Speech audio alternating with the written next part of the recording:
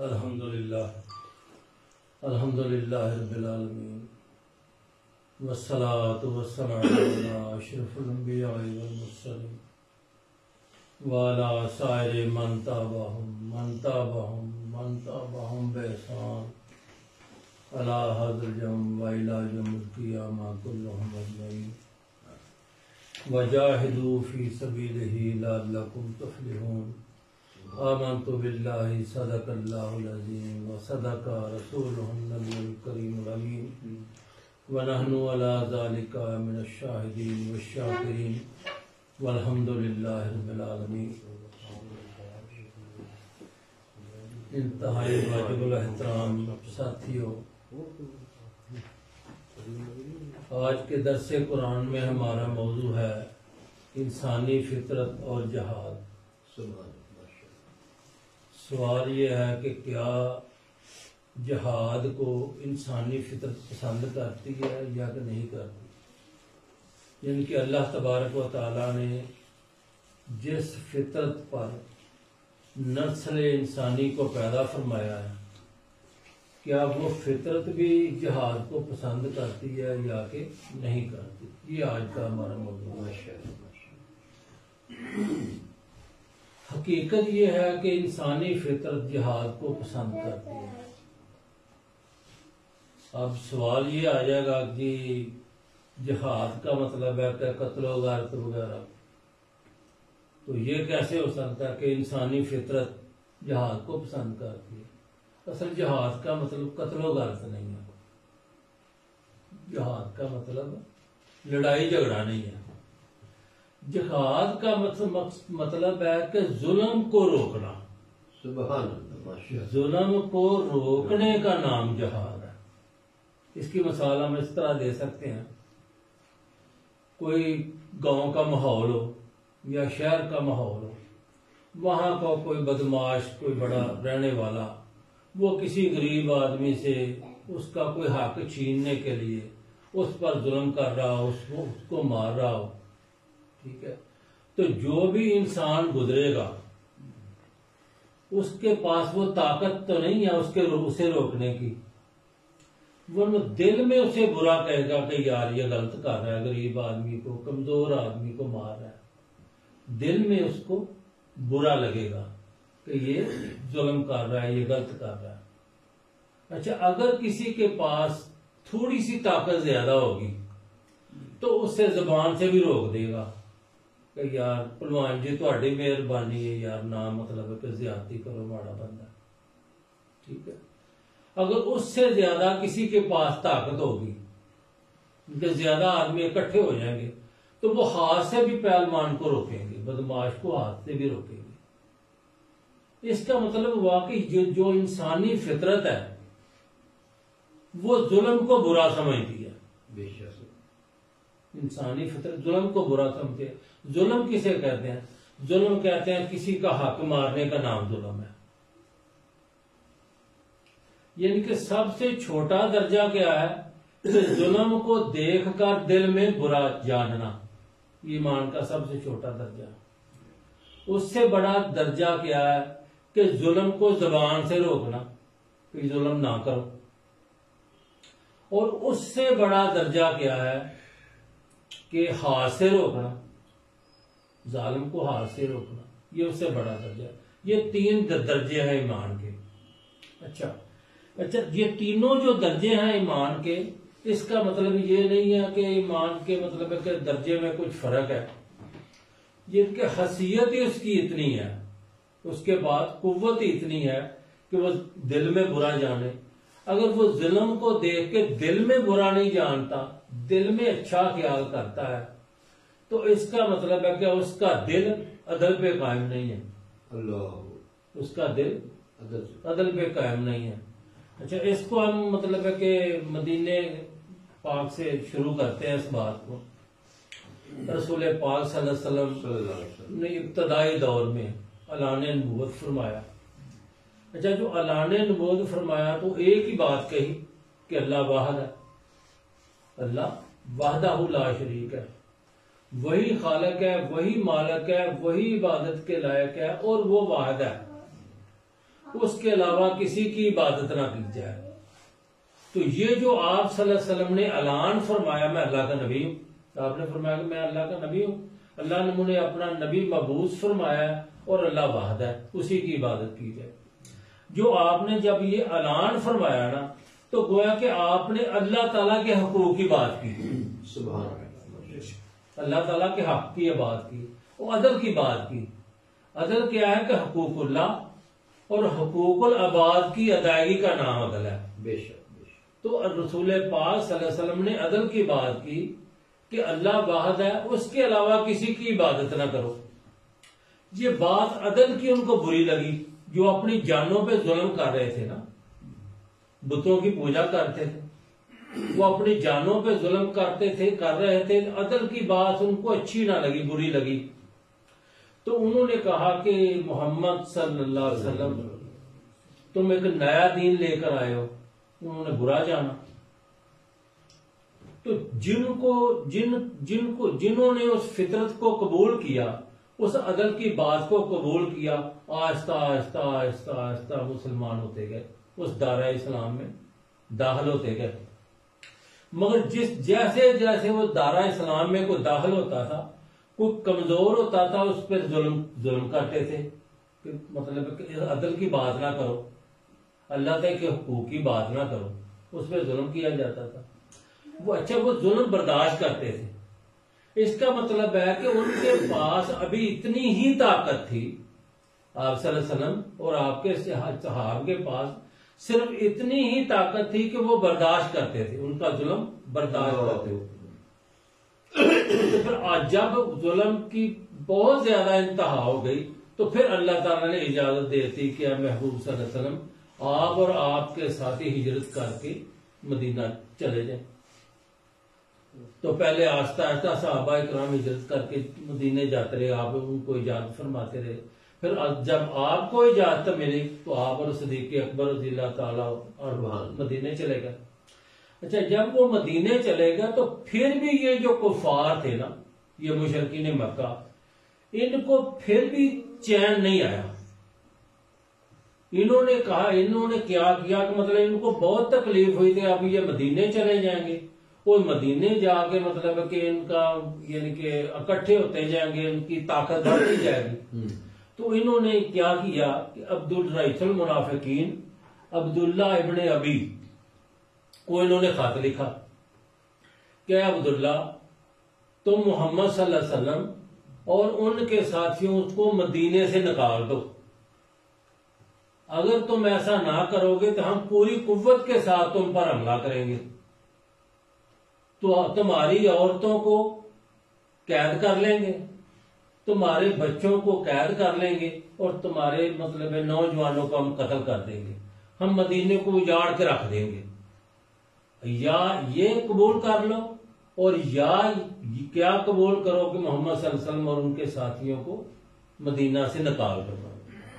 یعنی کہ جب رسول پاک صلی اللہ علیہ وسلم اور آپ کے اصحاب مکہ چھوڑا، پھر بھی وہ ظلم سے باز نہیں ہے. اپنی طاقت پہ گھمنڈ تھا نا، ذرا بدماش کو اپنی طاقت پہ گھمنڈ ہوتا ہے، ان کو بھی اپنی طاقت پہ گھمنڈ تھا. ٹھیک ہے نا. وہ پھر انہوں نے کیا، جب یہ اس خط کا رسول پاک صلی اللہ علیہ وسلم کو پتا چلا تو آپ عبداللہ ابن ابی کے پاس آئے اور ان کو اسے سمجھایا کہ اے عبداللہ، کیا تم اب اپنوں سے ہی لڑو گے؟ کیا تم اب اپنوں سے ہی لڑو گے؟ اپنوں سے لڑنے کا کیا مقصد تھا کہ بہت سے لوگ اس وقت دائرہ اسلام میں داخل ہو چکے تھے. مدینہ میں بہت سے لوگ دائرہ اسلام میں داخل ہو چکے تھے. اس بات کا اس نے فوراً اس کو پک کیا کہ یار بات تو ٹھیک ہے، اگر میں ان کو مدینے سے نکالنے کی کوشش کروں گا تو میرے پاس اتنی قوت نہیں ہے، کیونکہ مدینے میں بہت زیادہ لوگ مسلمان ہو چکے ہیں، ان کی تعداد زیادہ ہے. تو پھر اس نے اسی پہ یہ افیت سمجھی کہ یار چلو کوئی گل نہیں، وہ آئیں گے نا جب کفار مکہ تو آ کے حملہ کریں گے، تو کوئی بات نہیں. یہ سب مدینے والے ہم نے میثاق مدینہ جو کیا ہوا ہے، ایک معاہدہ کیا ہوا ہے کہ کوئی بھی حملہ کرے گا تو ہم سب پہ حملہ ہوگا، تو ہم سب مل کر اس کا مقابلہ کریں گے. تو وہ وہ پھر اپنے ارادے سے باز آ گیا۔ اچھا، اس کے بعد انہوں نے کیا کیا؟ کفار مکہ نے سب نے مل کر جتنا جتنا بھی کسی کے پاس سرمایہ تھا، تجارت کا سرمایہ تھا، وہ سب سرمایہ تجارت پہ لگا دیا۔ اور تجارت کا قافلہ ابو سفیان کی کمان میں انہوں نے شام بھیجا تو ادھر سے مطلب وہ جو بھی گلہ وغیرہ لے کر آئے گا، اس پہ جتنی بھی انکم ہوگی ہمیں، وہ ساری انکم ہم اسلحہ خریدنے پہ لگائیں گے۔ انہوں نے یہ سوچا کہ ہم ساری انکم جو آمدن ہوگی وہ اسلحہ خریدنے پہ لگائیں گے، اور ہم نے مدینے پہ حملہ کرنا ہی کرنا ہے۔ یہ انہوں نے فیصلہ کر دیا۔ تو دونوں طرف جو جاسوس ہوتے ہیں، تو جب رسول پاک صلی اللہ علیہ وسلم کو اس بات کا پتہ چلا کہ انہوں نے مطلب مال تجارت کے لیے اپنا کل سرمایہ لگا دیا، اب وہ مدینے پہ حملہ کرنا چاہتے ہیں، تو رسول پاک صلی اللہ علیہ وسلم نے پھر ارادہ فرمایا، صحابہ کو تیار کیا، یہ 313 صحابہ تھے، ان کو تیار کیا، اور مدینے کے باہر اللہ تعالیٰ نے فرمایا کہ اے محبوب صلی اللہ علیہ وسلم آپ نکلیں، دونوں میں سے ایک کو آپ کا مطیع و فرمان کر دوں گا، یا قافلے والوں کو اور یا جو اس کے دوسرے ہیں۔ اچھا، یہ اللہ تعالیٰ نے آپ سے یہ وعدہ کیا، تو آپ صلی اللہ علیہ وسلم یعنی کہ بدر کی طرف، جنگ بدر کے مقام کی طرف آپ نے روانہ ہوئے۔ تو ان کو پتا چلا کہ مطلب ہے کہ قافلہ جو ہمارا جو قافلہ ہے نا، وہ صحابہ کرام آپ صلی اللہ علیہ وسلم کی قیادت میں نکل چکے ہیں، وہ ہمارے قافلے کو روکیں گے، جو ہم نے یعنی کہ جنگ کی تیاری کے لیے مال تجارت منگایا ہے، اس کو وہ روکیں گے، اور اس کو روکنے کے بعد مطلب ہے کہ وہ ہماری طاقت کو اس طرح کمزور کریں گے۔ تو پھر انہوں نے بھی 1000 کے قریب لشکر لے کر وہ بھی آئے اپنے قافلے کو بچانے کے لیے۔ اچھا، جب مطلب ہے اس قافلے والوں کو پتا چلا، تو انہوں نے دوسرا رستہ اختیار کر کے وہ مکہ کی طرف روانہ ہو گئے قافلے والے۔ اچھا، تو یہ جو ہے نا بدر کے مقام پر آ گئے 1000 لشکر لے کر، تو بہت سارے ان کے لوگوں نے، بڑے بڑے لوگوں نے مشورہ دیا کہ قافلے کو بچانے ہم آئے تھے، تو قافلہ ہمارا مال تجارت کا نکل گیا، تو اب ہمیں واپس چلا جانا چاہیے۔ کفار کے بہت سارے لوگوں نے مشورہ دیا کہ اب ہمیں واپس چلے جانا چاہیے، مگر ابو جہل، عتبہ، شیبہ وغیرہ انہوں نے ضد لگائی کہ نہیں، اب ہم مسلمانوں کا مقابلہ کریں گے۔ تو گویا کہ جب یہ مقابلہ ہوا تو اللہ تبارک و تعالیٰ کی بارگاہ میں رسول پاک، کیونکہ اللہ تعالیٰ جب بھی مدد کرتا ہے عدل کی کرتا ہے، ظلم کی مدد نہیں کرتا۔ بے شک بے شک، ٹھیک ہے نا؟ رسول پاک صلی اللہ علیہ وسلم اللہ تعالیٰ کی بارگاہ میں جھک گئے، سجدہ ریز ہو گئے، ساری رات نوافل میں اللہ تعالیٰ کو منانے میں لگا دی۔ تو عرض کرنے لگے کہ باری تعالیٰ، یہ جو میری زندگی کی کمائی ہے یہی ہے جو میں لے کر آ گیا ہوں بدر میں،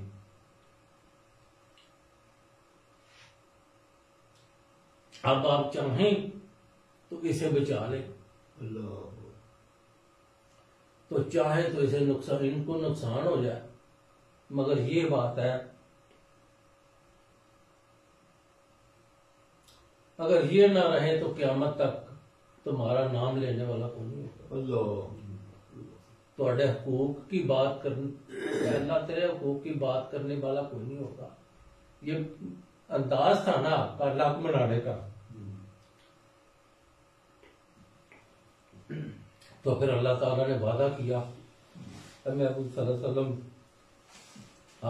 ہم اتنے فرشتوں کے ساتھ، فرشتوں کی صورت میں مدد بھیجیں گے، اتنے کی بھیجیں گے، اتنی بھیجیں گے۔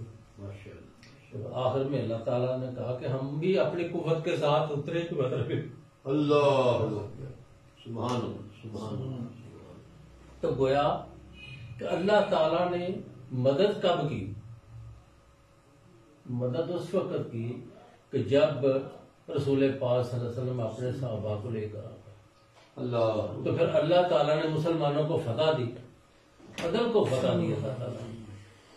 تو ظلم کا عدل کو فتح دی اور ظلم کا نقصان ہوا.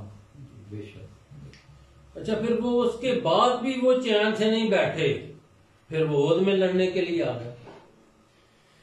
عہد میں ایک صحابہ کرام سے تھوڑی غلطی ہو گئی, اس کی وجہ سے عہد میں نقصان ہوا.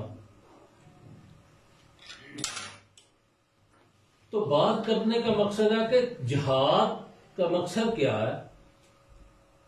عدل کی حفاظت کے لیے جہاد کیا جاتا ہے, بے شک. اور ظلم کے خاتمے کے لیے جہاد کیا جاتا ہے. جہاد جو ہے ہاں جی. وہ اس کو عدل جہاد کو پسند کرتا ہے. تو جو ظلم کے لیے لڑائی کی جاتی ہے, مثال کے طور پہ ہلاکو خان نے بہت سارے ملک فتح کیے, ٹھیک ہے, اور حضرت عمر فاروق رضی اللہ تعالیٰ عنہ نے بھی بہت سارے ملک فتح کیے, مگر دونوں کی فتوحات میں بنیادی فرق ہے. بنیادی فرق کیا ہے کہ ہلاکو خان نے جو فتوحات کی وہ ظلم برپا کرنے کے لیے کی, ان کو انسانی فطرت ناپسند کرتی ہے. اور حضرت عمر فاروق رضی اللہ تعالیٰ عنہ نے جو فتوحات کی عدل قائم کرنے کے لیے, بے شک, بے شک. کیونکہ جس ملک کی بھی جہاں جہاں بھی فتوحات کی اس کے پیچھے ایک ہی مقصد تھا کہ وہاں کے حکمران ظالم تھے, وہ اپنی رعایا پہ ظلم کرتے تھے. تو حضرت عمر فاروق رضی اللہ تعالیٰ عنہ نے ان کو زیر کرتے ہوئے عادل حکمران بٹھائے. تو جب عادل حکمران بٹھائے تو ان کا عدل دیکھ کر وہاں کے رہنے والے خود بخود مسلمان ہونا سبحان چاہتے. اللہ. تو گویا کہ عدل کیا ہے, اللہ کے پھر وہ صحیح عادل ہو گئے نا. اللہ کے حقوق بھی انہوں نے ادا کرنے شروع کر دیے اور بندوں کے حقوق بھی ادا کرنے شروع کر دیے. ٹھیک, یہ ہے ایک مطلب ہے کہ ایکچولی فرق, یہ ایک فرق ہے جو جس کا شمار نہیں کیا جا سکتا کہ جہاد جو ہے وہ اس کو انسانی فطرت پسند کرتی ہے اور لڑائی جھگڑے کو انسانی فطرت ناپسند کرتی ہے, کیونکہ وہ ظلم کے لیے ہوتا ہے. ابھی دیکھ لیں, مطلب ہے کہ آپ نے پاکستان کو دیکھ لیں کہ پاکستان کی جتنی بھی جنگیں اس کے ساتھ ہوئی ہیں, انڈیا کے ساتھ, ہر جنگ میں انڈیا نے پہل کی ہے. انڈیا نے ہی پہل کی ہے, یعنی کہ انڈیا ظلم کرتا ہے. جب انڈیا نے ظلم کرنے کے لیے ہمارے حقوق غصب کرنے کے لیے, ہمارا خطہ کھونے کے لیے انہوں نے یہ کچھ کیا تو ہم نے دفاع کیا. تو جو دفاع کر رہا ہے اس کا مطلب ہے وہ عدل پہ قائم ہے. تو جو حملہ کرتا ہے وہ ظالم ہے کہ ان کے حملے کو انسانی فطرت ناپسند کرتی ہے اور ہمارے دفاع کو انسانی فطرت پسند کرتی ہے. جس طرح کا مثال, اس کا مطلب ہے کہ کوئی بھی دفاع کے لیے قدم اٹھاتا ہے تو وہ جہاد ہے. میں مثال دیتا ہوں, ایک ہمارے یہاں پولیس کا محکمہ ہے, ان کا کام کیا ہے دفاع کرنا, مسلمانوں کے جان و مال کا دفاع کے لیے ہے نا. اگر آپ دیکھیں کہ اگر پولیس والے نہ ہوں, ہمارے پولیس محکمہ نہ ہو, تو ہم اتنے گئے گزرے ہیں کہ کسی کی عزت, کسی کا جان, کسی کا مال ہم سے محفوظ نہیں ہوگا. جو طاقتور ہوگا, یہ دیکھیں نا کہ مطلب جب پارٹیشن ہوئی وہ لوگ ادھر آئے, ہمارے لوگ ادھر گئے. جب پاکستان بنا تو جو ریٹ ہوتی ہے, جو امن و امان قائم کرنے والی, وہ کمزور پڑی نا. کتنے لوگ ان کے قتل ہوئے, کتنے ہمارے شہید ہوئے. ایسا ہی ہونا, یہ ہمارا حال ہے. تو میں تو سمجھتا ہوں کہ یہ جتنے بھی پولیس والے ہیں, جب یہ وردی پہن لیتے ہیں تو سمجھ لیں وہ جہاد پہ ہیں, کیونکہ وہ مسلمانوں کے جان و مال کی حفاظت کے لیے وردی پہنتے ہیں. جب وہ وردی پہنتے ہیں جہاد پہ ہیں. اگر وہ صحیح سلامت شام کو گھر واپس لوٹ آتے ہیں تو پھر سمجھ لیں کہ وہ مطلب ہے کہ نا ان کا بھی وہی درجہ ہے جو میدان جنگ میں جاتا ہے اور جا کر صحیح سلامت واپس لوٹ آتا ہے۔ اور اگر کوئی دوران ڈیوٹی شہید ہو جاتا ہے وہ شہادت کا درجہ پاتا ہے۔ اسی طرح ہی ہماری افواج پاکستان ہے۔ افواج پاکستان بھی ملک پاکستان کی حفاظت کے لیے بنی ہوئی ہے، وہ سرحدوں کی حفاظت کرتی ہے، یہ شہروں کی حفاظت کرتے ہیں، ٹھیک ہے نا۔ اور سرحدوں کی حفاظت کے دوران اگر ان کو کوئی شہادت ہو جاتی ہے تو وہ شہید ہیں، ٹھیک ہے نا۔ اگر واپس لوٹتے ہیں تو غازی ہیں، جس طرح یہ پولیس والے واپس لوٹتے ہیں تو غازی ہیں، وہ واپس لوٹتے ہیں وہ بھی غازی ہیں۔ مگر ایک ان کا اللہ تعالیٰ نے اتنا بڑا درجہ ان کو دیا ہوا ہے، یعنی کہ جو بھی مطلب مسلمانوں کے نظریاتی سرحدوں کی حفاظت کرتا ہے یا مسلمانوں کے جان و مال کی حفاظت کرتا ہے، اس کو اللہ تبارک و تعالیٰ نے اتنا بڑا درجہ دیا ہوا ہے۔ ماشاءاللہ۔ اگر ہم پولیس والے، اگر ہم افواج پاکستان اپنے اعمال درست کر لیں، اپنے کریکٹر اپنے اعمال درست کریں، اور ہمیں یقیناً کرنے چاہیے بے شک کہ ہم اپنا اختیار کسی کے ظلم کے لیے استعمال نہ کریں، کسی مظلوم کی مدد کے لیے ہمیں اپنا اختیار استعمال کرنا چاہیے۔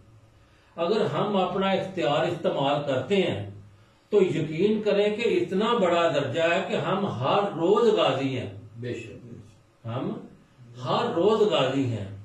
تو اگر کوئی شہید ہو جاتا ہے شہید ہے۔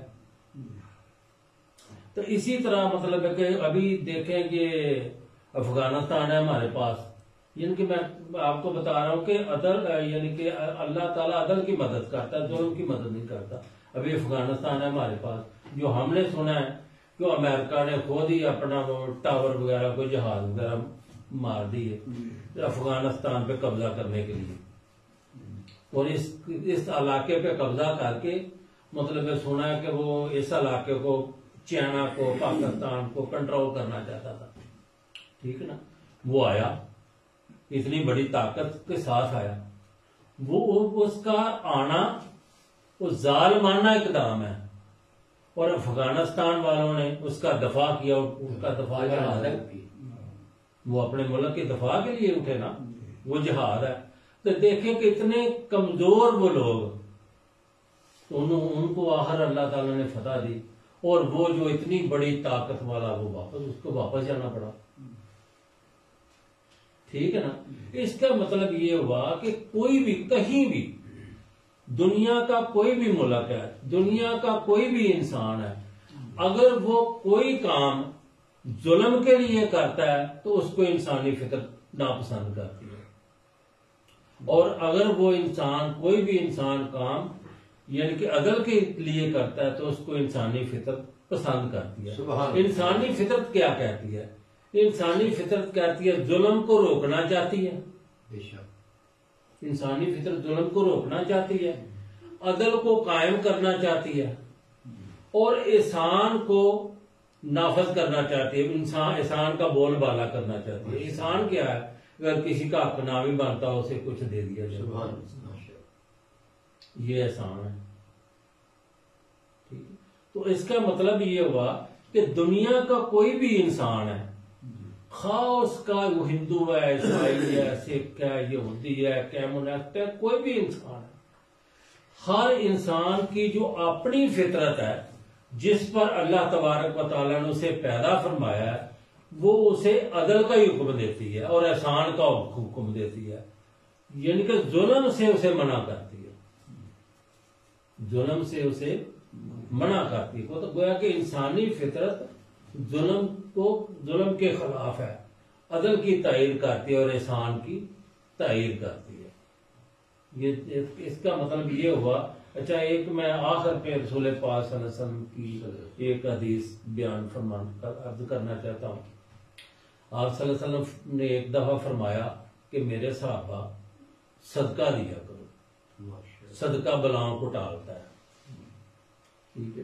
ایک غریب صحابی تھا، کہنے لگا یا رسول اللہ علیہ وسلم یہ تو صدقہ دے سکتے ہیں، میں تو صدقہ نہیں دے سکتا، میں غریب ہوں.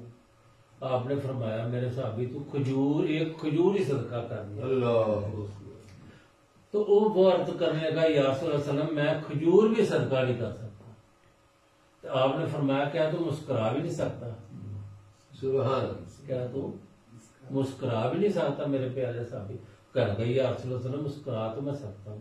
آپ نے فرمایا تو اپنے بھائی کو دیکھ کر مسکرا دیا کر، تیرا یہ بھی صدقہ. اللہ اللہ اپنے بھائی کو دیکھ کر جو مسکرا دیتا ہے اس کا وہ بھی صدقہ ہے. اس کی جب ہم نے تحقیق کی نا، گہرائی میں پہنچے، تو ہمیں یہ پتا چلا کہ صدقہ اسے کہتے ہیں کسی کے دکھ درد کو کم کرنے کا نام صدقہ ہے. کسی کی تکلیف کو کم کرنے کا نام صدقہ ہے. ایک بھائی آ رہا ہے ہمارا، ٹھیک ہے، وہ کوئی تکلیف میں ہے، کوئی پریشانی میں چلا آ رہا ہے، تو دوسرا بھائی سامنے آتا ہے تو وہ اس کو دیکھ کر ایسے ہی مسکرا دیتا ہے. تو اسے مسکراتا دیکھ کر اس کو بھی اپنی تکلیف پریشانی بھول جاتی ہے. سبحان اللہ ماشاءاللہ. وہ اس کو بھی بھول جاتے، وہ بھی مسکرانے لگ جاتا ہے. تو اس کا مسکرا دینا بھی اس کی پریشانی کو دور کرنے کا سبب پیدا ہوا، اس لیے یہ بھی صدقہ ہے. ٹھیک ہے. جتنے بھی ہمارے مطلب ہے کہ اعلیٰ عہدے تھے یا چھوٹے عہدے پہ جتنے بھی یعنی کہ سیٹوں پہ بیٹھے ہوئے ہیں، واپٹا میں ہیں، پولیس میں ہیں، افواج پاکستان میں ہیں، یا ٹیکس کے محکمے ہیں، کہاں بھی ہیں، میں سب کو آج کے درس میں مطلب ہے یہ پیغام دینا چاہتا ہوں کہ آپ آسانیاں بانٹیں. جو بھی آپ کے پاس سائل آتا ہے اس کے لیے آسانی پیدا کریں. آپ اس کے لیے آسانی پیدا کریں گے تو یہ آپ کے لیے صدقہ ہے، یہ آپ کا صدقہ ہے. میں ان لفظوں پر اکتفا کرنا چاہتا ہوں. سبحان ربک رب العزت عما یصفون وسلام علی المرسلین والحمد للہ رب العالمین.